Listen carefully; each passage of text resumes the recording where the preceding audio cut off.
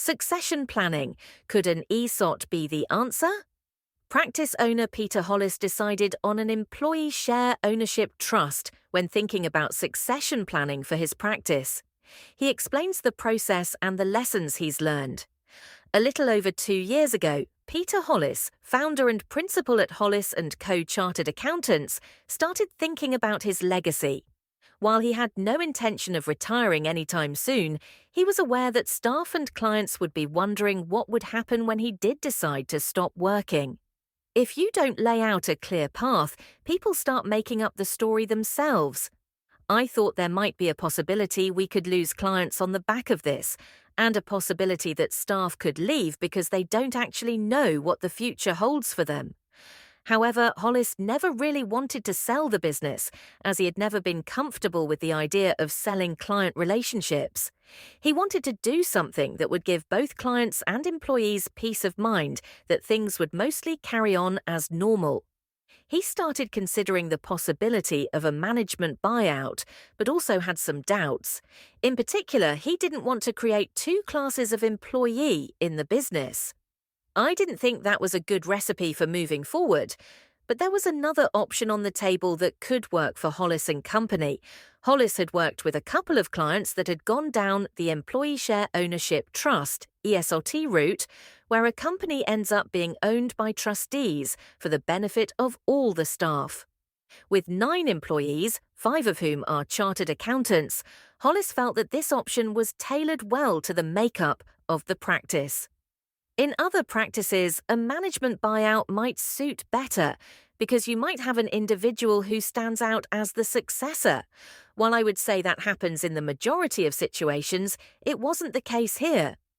At a staff away day in October 2022, Hollis explained the plan to his employees, where they discussed what an ESOT might look like. Having taken his employees' comments on board, Hollis was satisfied that it was the right way to go. Hollis hoped that the process would be relatively quick, but little did he realize that he was setting something of a precedent for an audit practice. ESOTs are not common in the profession. To proceed, it was necessary to bring in legal advisors to check against regulations.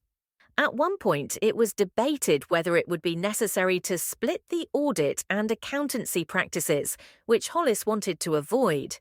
He was able to draw on the advice of 2 prominent legal experts in the field of ESOTs, David Pett, a barrister and author of Employee Ownership Trusts, and Graham Nuttall, the solicitor who wrote the Nuttall Review on Employee Ownership in 2013.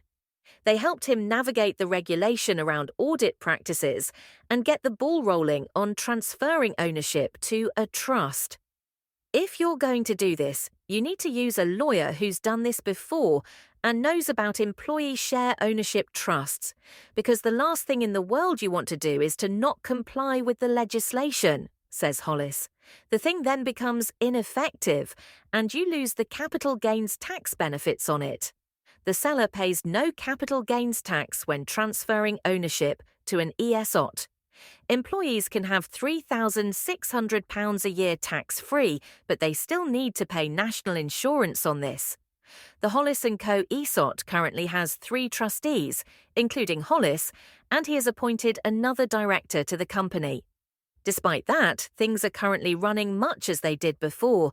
Hollis is being paid off through deferred consideration from future earnings of the practice. Hollis is in the process of forming an employee council to advise the directors on the operation of the practice. My priority when I started this was always the clients and the staff, but as I went through this process, the priority really became looking after the staff. Most have been here a long time, and they've been good to me. Over time, Hollis wants to get to a point where, gradually, the staff take over his role until he has nothing to do. Then it will be time to step away from the practice. But Hollis is not in a rush. I want to leave them in a position where things will carry on fine without me. From there, the staff need to be comfortable with taking the reins and steering the direction of the practice. He recommends that practices do consider ESOTs as a way forward when it comes to succession planning. You need staff who are prepared to take responsibility to run the firm. You could go down the route of a management buyout or private equity, but I quite like the dynamic of people owning the business that they work in.